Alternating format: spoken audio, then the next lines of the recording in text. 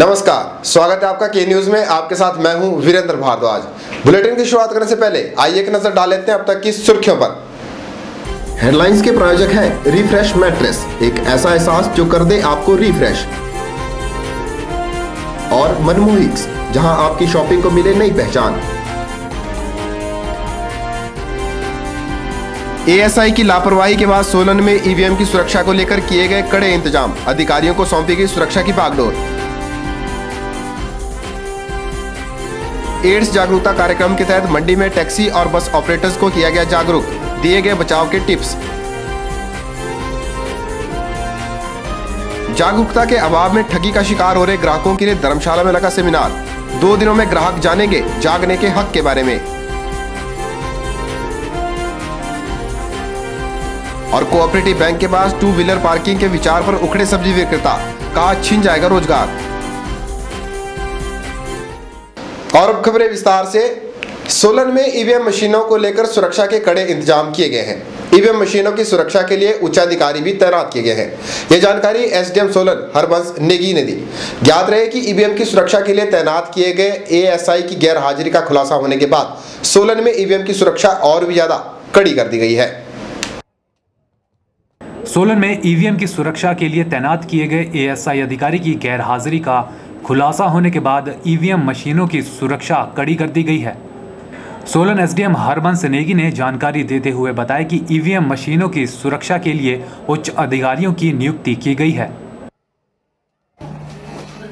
यहाँ पर जो सिक्योरिटी है वो राउंड द क्लॉक होगा, पूरे 24 घंटे। और ये ईवीएम्स यहाँ पर 20 दिसंबर तक रखे जाएंगे, जिस दिन इसकी काउंटिंग होगी।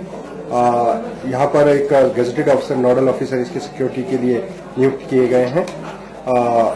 और बीच बीच में आरओ और दूसरे अधिकारी यहाँ पर इंस्पेक्शन करते रहेंगे इस स्ट्रांग रूम्स का। यहाँ पर और सुरक्षा की पूरी व्यवस्था की गई है। ध्यान रहे कि सोलन में ईवीएम की सुरक्षा के लिए तैनात किए गए एएसआई अधिकारी की गैर हाजिरी का खुलासा होने के बाद उसे सस्पेंड कर दिया गया था। के न्यूज के लिए सोलन से कीर्ति कौशल की रिपोर्ट। क्षेत्रीय अस्पताल मंडी में जिला एड्स जागरूकता अभियान के तहत टैक्सी ऑपरेटर्स और बस ऑपरेटर्स को एड्स की जानकारी देने के लिए एक कार्यशाला का आयोजन किया गया। इस कार्यशाला में लगभग 50 टैक्सी और बस ऑपरेटर्स ने भाग लिया। कार्यशाला में ऑपरेटर्स को एड्स से बचने और इसमें बरती जाने वाली सावधानियों के बारे में बताया गया। वीरवार को क्षेत्रीय अस्पताल मंडी में जिला एड्स जागरूकता अभियान के तहत टैक्सी ऑपरेटरों और बस ऑपरेटर्स को एड्स की जानकारी देने के लिए एक कार्यशाला का आयोजन किया गया। इस कार्यशाला में ऑपरेटर्स को एड्स से बचने और सावधानियों के बारे में अवगत करवाया गया। इस मौके पर आरटीओ मंडी मदन कुमार ने बताया कि इस कार्यशाला में ऑपरेटर्स को एड्स से बचने और सावधानियों के बारे में अवगत करवाया गया है, ताकि एड्स जैसी बीमारी पर नियंत्रण पाया जा सके।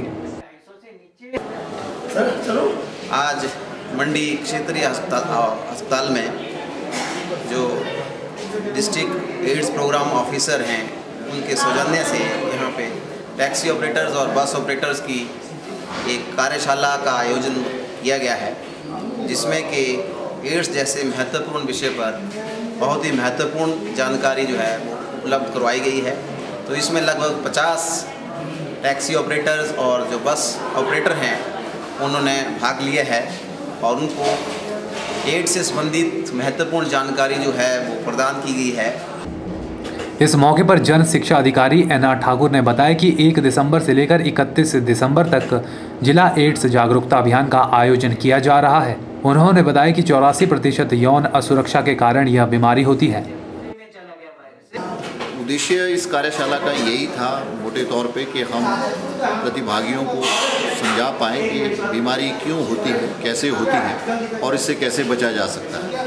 दूसरा कि एड्स पीड़ित व्यक्ति के साथ समाज में जो भेदभाव होता है वो बुरी बात है, क्योंकि बीमारी किसी को भी लग सकती है, अमीर हो या गरीब हो, छोटा है या बड़ा हो। बीमारी जब आती है तो ये किसी भी माध्यम से जो आ सकती है, इसलिए अगर किसी को बीमारी हो गई है तो उसके प्रति जो है वो हम सम्मानजनक रवैया रखें, ना कि उससे नफ़रत या घृणा करें। उसको प्यार और मोहब्बत से हम जो है वो मैनेज करें और नफ़रत या फिर उसके साथ भेदभाव करके उसे जो है वो समाज से बेदखल करने की कोशिश ना करें। साथ ही उन्होंने कहा कि एड्स पीड़ित रोगी से बुरा व्यवहार न करें। ब्यूरो रिपोर्ट, के न्यूज़, मंडी। हिमाचल प्रदेश के कई ग्राहक ठगे जाने पर खामोश रहते हैं। इस खामोशी की वजह है ग्राहकों को उपभोक्ता संरक्षण अधिनियम की जानकारी का ना होना। ग्राहकों को जागरूक करने के उद्देश्य से ही धर्मशाला में 2 दिवसीय सेमिनार का आयोजन किया जा रहा है। वीरवार को सेमिनार में प्रदेश के पूर्व मुख्य न्यायाधीश सहित कई अन्य गणमान्य लोगों ने शिरकत कर ग्राहकों को उनके अधिकारों के प्रति जागरूक करने का प्रयास किया। आपको बता दें कि यह वर्ष उपभोक्ता फोरम का सिल्वर जुबली वर्ष है। वीरवार को धर्मशाला में इस सेमिनार के माध्यम से लोगों को उपभोक्ता संरक्षण अधिनियम के बारे में अवगत करवाया जाएगा। इस सेमिनार में हिमाचल प्रदेश के पूर्व मुख्य न्यायाधीश A.K. गोयल ने मुख्य अतिथि के रूप में शिरकत की। इस मौके पर पूर्व मुख्य न्यायाधीश ने कहा कि जब तक लोगों को इस अधिनियम के बारे में जानकारी प्राप्त नहीं होगी तब तक लोग इस अधिनियम से अनभिज्ञ रहेंगे। मैं से ये बात कह रहा हूँ कि जो जिन लोगों को आगे आना चाहिए, मेरे हिसाब से वो लोग बहुत कम आते हैं, उनको पता ही नहीं कि वो क्या कर सकते हैं। और ये जो हम तो 15 मार्च को ये दिन मनाते हैं या 24 दिसंबर को अब मनाने लगे हैं, नेशनल कंज्यूमर डे या वर्ल्ड कंज्यूमर डे, उससे आगे हम जाने की बहुत कम कोशिश करते हैं। जितनी भी NGOs हैं ये बस आसपास में जहाँ गाड़ी जा सकती है वहीं तक वो आगे जाते हैं। पैदल जाने के लिए कोई तैयार नहीं, और जब तक हम तय तक नहीं जाएंगे जब तक कुछ नहीं कर पाएंगे। इस कार्यशाला के बारे में उपभोक्ता रविंद्र और ग्राम पंचायत प्रधान भगवान सिंह ने कहा कि उपभोक्ता संरक्षण अधिनियम पर भारतीय लोक प्रशासन संस्थान कंज्यूमर को जागरूक करने के लिए सराहनीय कार्य कर रहा है। सर ऐसे है कि जहाँ तक अवेयरनेस का पार्ट है, अवेयरनेस तो बहुत अच्छा काम है ये कर रहे हैं, जो भी ये कर रहे हैं कंज्यूमर को जागरूक करने के लिए बहुत अच्छी बात है। और सबसे अच्छी बात तो इसके अंदर जितने भी रिड्रेसल फोरम्स बने हैं, कोरा बने हैं, वो कंज्यूमर को राहत देने के लिए बने हुए हैं। ये जो कार्यशाला आज हमने अटेंड करी है या कर रहे हैं, इसमें हमें काफ़ी जानकारी प्राप्त हुई। और जो हमारे गांव के लोग हैं जो इन बातों के बारे में अनभिज्ञ हैं, तो हम अपनी जब भी ग्राम सभा की बैठकें होगी तो ग्राम सभा की बैठक में लोगों को इस बारे में जागरूक करेंगे कि आपका भी अधिकार है। किसी भी चीज़ को आप खरीदते हैं या मेडिकल ट्रीटमेंट लेते हैं या कोर्ट में जाते हैं, लॉयर के प्रति किसी प्रकार की कोई शिकायत है तो इस बारे में लोगों को जानकारी देंगे।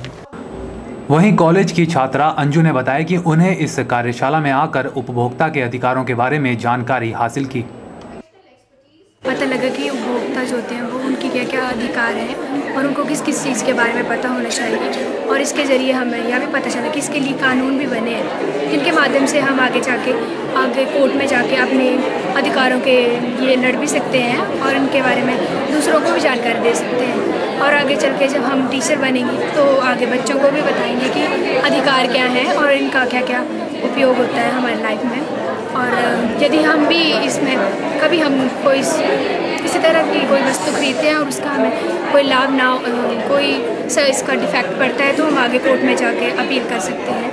हिमाचल प्रदेश के लोगों को उपभोक्ता संरक्षण अधिनियम की जानकारी के अभाव से उपभोक्ता संरक्षण अधिनियम के 25 वर्ष के बाद भी प्रदेश में सिर्फ 56,000 शिकायतें ही कंज्यूमर कोर्ट पहुंची हैं। हिमाचल में पिछले 25 वर्षों में हर वर्ष औसतन 2,240 शिकायतें कोर्ट पहुंचती हैं, जबकि एक महीने में यह आंकड़ा 186 पर ठहर जाता है।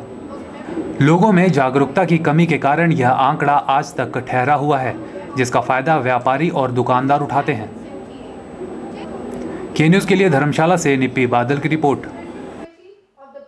मंडी जिला प्रशासन चौहाटा बाजार के साथ कोऑपरेटिव बैंक के पास 2 पहिया वाहनों के लिए पार्किंग स्थल चिन्हित करने की योजना पर विचार कर रहा है। इसके लिए जिला प्रशासन ने लोगों से उनकी आपत्तियां और सुझाव भी मांगे हैं, लेकिन जिस स्थान को पार्किंग स्थल के रूप में चिन्हित किए जाने पर विचार चल रहा है वहां सब्जी विक्रेता अपना रोजगार चलाते हैं और ऐसे में सब्जी विक्रेता प्रशासन के इस विचार से सहमत नजर नहीं आ रहे हैं। जिला प्रशासन मंडी द्वारा कोऑपरेटिव बैंक के पास 2 पहिया वाहनों की पार्किंग बनाने की योजना पर विचार किया जा रहा है, लेकिन इस पर सब्जी विक्रेताओं ने कड़ा ऐतराज जाहिर किया है। सब्जी विक्रेताओं का कहना है कि यहां पर 2 पहिया वाहनों की पार्किंग बनाए जाने पर उन्हें इस स्थान से हटा दिया जाएगा, जिस कारण वे बेरोजगार हो जाएंगे। विक्रेताओं का कहना है कि वे कई वर्षों से इस स्थान पर अपना व्यापार कर रहे हैं। जब यहाँ से सब्जी वाले उठाए गए, नई मार्केट बनी। फिर उसके बाद हमारे को यहाँ जगह मिल गई। आदमी ज़्यादा होने की वजह से और दुकानें कम होने की वजह से कुछ को अंदर दे दी गई, पर पुष्पराज प्रधान नगर परिषद के द्वारा, और कुछ लोगों को जो बचे उनको बाहर दी गई। इससे हमारी रोजी रोटी का सवाल है। अगर हमें यहाँ से उठा दिया जाता है तो हमारे बाल बच्चे भूखे मर जाएंगे। जब यहाँ शुरू से लेकर के सब्जी मंडी सजी है, हम यहाँ सब्जी बेचते आ रहे हैं, तो पार्किंग देने का क्या सवाल पैदा होता है। इसलिए मैं प्रशासन से रिक्वेस्ट करता हूँ कि हमारी रोजी रोटी ना छीनी जाए। हमारा ही है, प्रशासन से हमारा ही इन लोग है, जिसकी दुकानें अंदर है वो अंदर ही बैठे हैं, बाहर वो बिल्कुल नहीं बैठते। बाहर जो बैठते हैं वो हम बहुत पहले से बैठे हुए हैं, 35 साल से बैठे हुए हैं। पहले हम यहाँ से उठाए गए तो पिछले डाकखाने रोड पर बिठाया गया, तो वहाँ से हम यहाँ आए तो हम यहाँ आदमी पुष्पराज जी ने हमें उठाया, तो हम जो बाहर बैठे हैं तो हमारी दुकानें अंदर नहीं है। हमें पुष्पराज शर्मा ने बिठाया था, और जो मार्केट थी वो बंदे ज़्यादा थे और मार्केट छोटी थी, इसलिए हमें बाहर बिठाया गया। विक्रेताओं का कहना है कि सब्जी मंडी में दुकानें बांटने पर दुकानों की कमी के कारण कुछ सब्जी विक्रेताओं को व्यवसाय चलाने के लिए बाहर स्थान दिया गया था। उनका कहना है कि यहाँ पर पार्किंग बनाने से सब्जी विक्रेता बेरोजगार हो जाएंगे और उन्हें अपने जीवन का निर्वाह करना मुश्किल हो जाएगा। सब्जी विक्रेताओं ने प्रशासन से मांग की है कि उन्हें यहाँ से न हटाया जाए। जो बच्चे बाहर बैठते हैं, पुष्पराज प्रधान ने जब दुकानें अलॉट की थी तो कुछ आदमी हमारे बच गए थे, उनको बाहर बैठाया था, और अब उनको क्यों उठाया जा रहा है? जबकि रेडी आड़े नौकर नए आदमी आए, उनको तो जगह बैठा दी गई, जगह जगह दुकानें रेडियाँ सब्जी मार्केट बना दी गई, और अभी इन बच्चों को क्यों बाहर से उठाया जा रहा है? ये बेकार हो जाएंगे, रोड पे आ जाएंगे। इनके अपने अपने बाल बच्चे हैं, हाँ जी, और ग्रेजुएट पढ़े लिखे हैं। अगर इनको यहाँ से उठा दिया जाएगा तो ये दंगा प्रसाद या कुछ भी कर सकते हैं। कई आदमी तो इस हालत में आ गए हैं कि उन्होंने शराब क्वा पी करके तो कई तो मर गए, और कई इनमें से और हो जाएंगे तैयार। मैं 78 से इस मार्केट में बैठ रहा हूँ और सब्जी का काम कर रहा हूँ, और बचपन से यही काम कर रहा हूँ, इसी मार्केट में यही काम कर रहा हूँ सन 70 से। और अभी बोल रहे यहाँ पे पार्किंग बनानी है तो हम कहाँ जाएंगे? हम अपने बाल बच्चों का पाल पोषण कैसे करेंगे, और कहाँ से उनको पढ़ाएंगे लिखाएंगे? तो हमारी रोजी रोटी कमा रहे हैं, तो हमारे को रोजी रोटी कमानी दी जाए ताकि हम अपने बाल बच्चों का पालन पोषण अच्छे ढंग से कर सकें। ज्ञात रहे कि मंडी शहर आए दिन पार्किंग की समस्या से जूझता जा रहा है। देखना होगा कि इससे निजात दिलाने के लिए आगे क्या कदम उठाए जाते हैं। ब्यूरो रिपोर्ट, के न्यूज मंडी। चलिए इसी के साथ के न्यूज में वक्त हो चला एक ब्रेक का। ब्रेक के बाद भी खबरों का सिलसिला जारी रहेगा, देखते रहिए के news.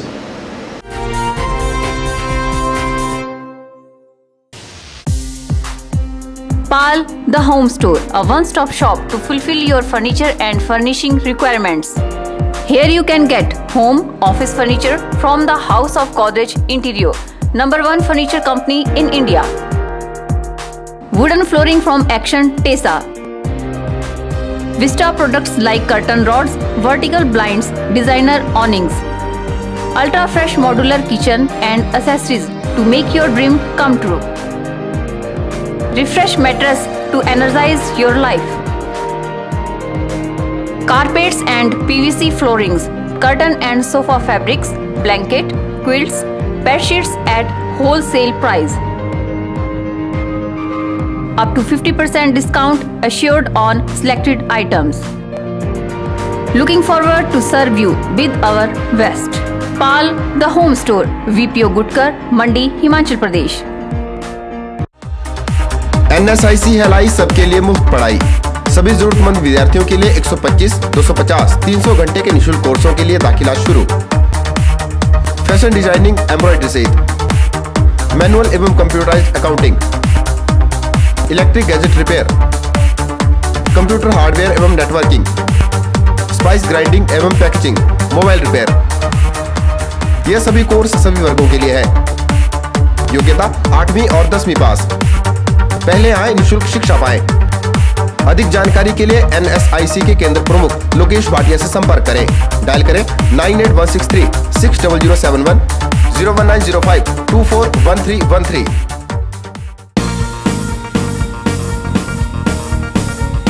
Hello friends, my name is Tanmay और मैं आपके लिए लेके आया हूँ नया प्रोग्राम जिसका नाम है Keyboard Kids।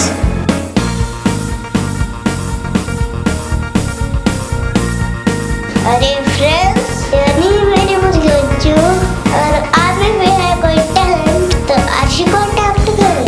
नंबर नोट करो 9882221139।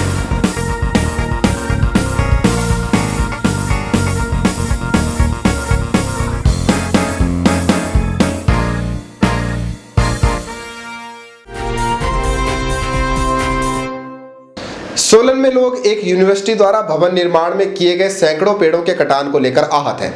ग्रामीणों का कहना है कि जब सड़क निर्माण के लिए जिला प्रशासन से अनुमति मांगी गई तो उन्हें अनुमति देने से इनकार कर दिया गया। ग्रामीण प्रशासन से इस दोहरे मापदंड को लेकर नाराज है और न्याय की मांग कर रहे हैं। इंसान ने अपने लंबे इतिहास में कई कीर्तिमान बनाए। अपने इतिहास के ज्यादातर समय में इंसान जंगल और पर्यावरण पर निर्भर रहा। जैसे जैसे आधुनिकता बढ़ी, इंसान जंगल और पर्यावरण को भूलता गया। इसी बात की पुष्टि सोलन के एक ताज़ा घटनाक्रम से मिलती है। सोलन में एक निजी यूनिवर्सिटी खोलने के चक्कर में सैकड़ों पेड़ काट दिए गए। वहीं दूसरी तरफ यूनिवर्सिटी के पास के गांव वालों का कहना है कि जब उन्होंने सड़क के लिए पेड़ काटने की अनुमति प्रशासन से मांगी थी तो उन्हें अनुमति नहीं दी गई थी। यूनिवर्सिटी वालों ने हजारों की संख्या में इतने पेड़ काट दिए, इनको कोई रोक नहीं रहा है। और फॉरेस्ट वालों ने 2-4 आने थे इसमें पेड़, वो भी ऐसे कर दिए। पूरा पंचायत काम रुका दिया। हमारे को सड़क निकालनी थी ऊपर को ना। हिमाचल अपने पर्यावरण और हरियाली के लिए पूरे देश में प्रसिद्ध है और इसी कारण प्रदेश में बाहर से आने वालों से ग्रीन टैक्स लिया जाता है। अब अगर प्रशासन इस तरह पेड़ काटने की अनुमति देता है तो सवाल उठता है कि गांव वालों को सड़क के लिए पेड़ क्यों नहीं काटने दिए, और अगर ऐसा वन नियमों के पालन के लिए किया गया तो फिर दोहरे मापदंड क्यों अपनाए जा रहे हैं। और जी यहाँ पे जब से यूनिवर्सिटी बनी है तब से यहाँ पे गंद मचा दिया है और पंचायत वाले सड़क निकाल रहे थे पर यूनिवर्सिटी वालों ने इतने पेड़ काट दिए, उनके ऊपर कोई ऑब्जेक्शन नहीं उठा रहा है ना। पता नहीं इनको कहाँ से परमिशन मिल गई इतने पेड़ काटने के लिए, और यहाँ से हमारे ऊपर सड़क निकल रही थी, वहाँ से सड़क निकालने दी। आधुनिकता और विकास समाज के लिए ज़रूरी है, लेकिन सोचना सबको मिलकर होगा कि हमें पर्यावरण चाहिए या सिर्फ विकास, या फिर पर्यावरण और विकास दोनों में संतुलन चाहिए। विकास का काम प्रकृति की कीमत पर नहीं होना चाहिए। अंत में इंसान के लिए ज़्यादा ज़रूरी पेड़ों से बने जंगलों की ऑक्सीजन है, ना कि कंक्रीट के जंगलों से निकलता धुआं। के न्यूज़ के लिए सोलन से कीर्ति कौशल की रिपोर्ट। चलिए इसी के साथ के न्यूज़ में वक्त हो चला है एक और छोटे से ब्रेक का। ब्रेक के बाद भी खबरों का सिलसिला जारी रहेगा। देखते रहिए के न्यूज़।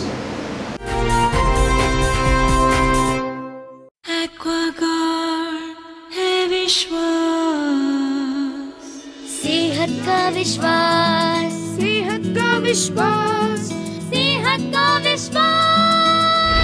सेहत है हमारे साथ, सेहत है हमारे साथ, हर दम हर दिन। ये कामयाबी है क्योंकि करोड़ों घरों के बढ़ते बच्चे एक्वागार्ड की सबसे लेटेस्ट टेक्नोलॉजी के कॉम्बिनेशन ग्रोथ पे विश्वास रखते हैं, एक्वागार्ड पानी का डॉक्टर, जो उन्हें टाइफॉइड, गैस्ट्रोएंटेराइटिस, जॉन्डिस से बचाए और हर दिन बढ़ने का विश्वास दे। एक्वागार्ड पानी का डॉक्टर, एक्वागार्ड है विश्वास, एक्वागार्ड। एक्वाश्योर लेने के लिए रामनगर स्थित गुरु कृपा में संपर्क करें, जो कि इसके ऑथराइज्ड डीलर हैं। आपके मंडी शहर में खुल गया है dental care clinic, multi speciality dental clinic, जिसमें आपको मिलेगा ऑर्थोडोंटिक्स यानी टेढ़े मेढ़े दांतों का इलाज। वर्ष भर 24 घंटे यहाँ उपलब्ध रहती हैं।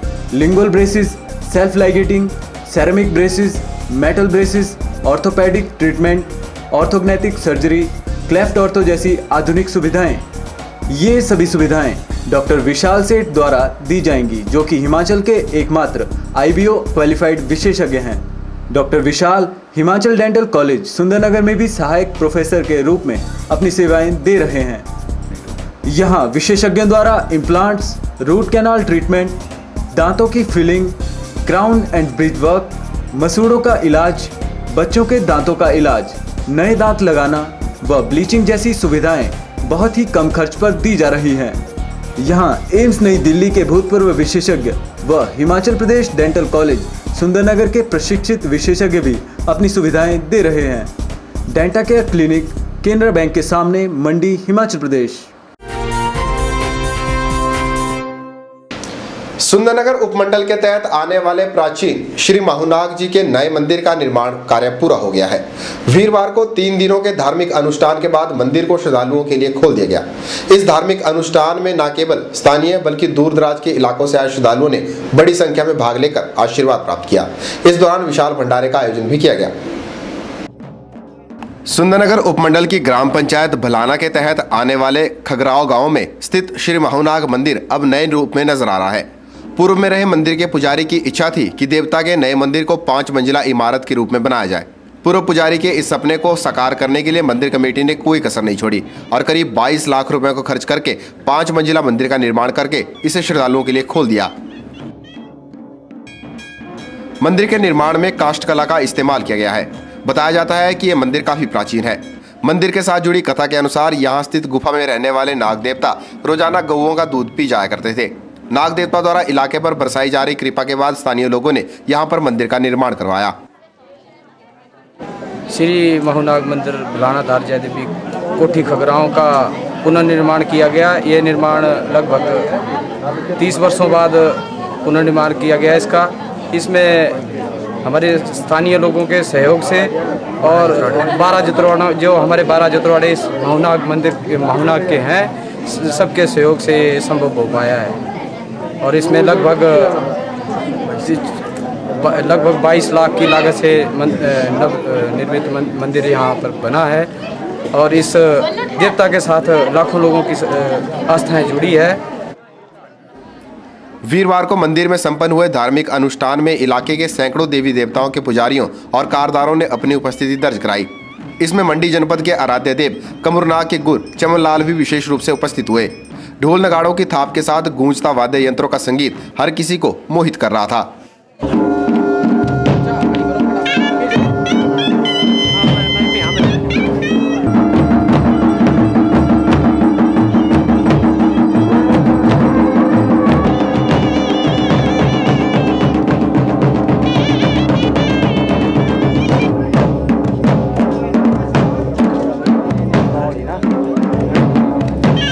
मंदिर के साथ लाखों श्रद्धालुओं की आस्था जुड़ी हुई है।